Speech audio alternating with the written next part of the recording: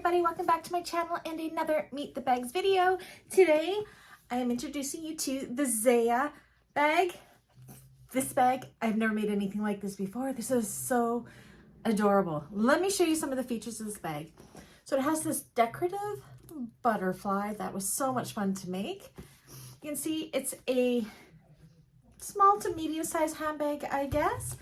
Has a removable crossbody strap and the handles on top.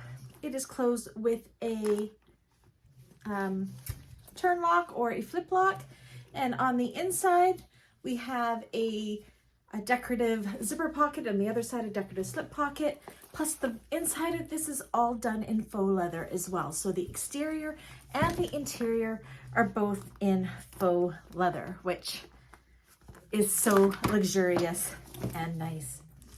So yes, this is the Zaya handbag.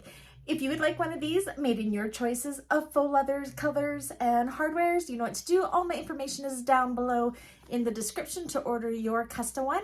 Or if you're part of my bag makers community, I do have a tutorial on this one. If it's not up yet, it will be up shortly. Anyways, I'll catch you guys on the next one. Bye.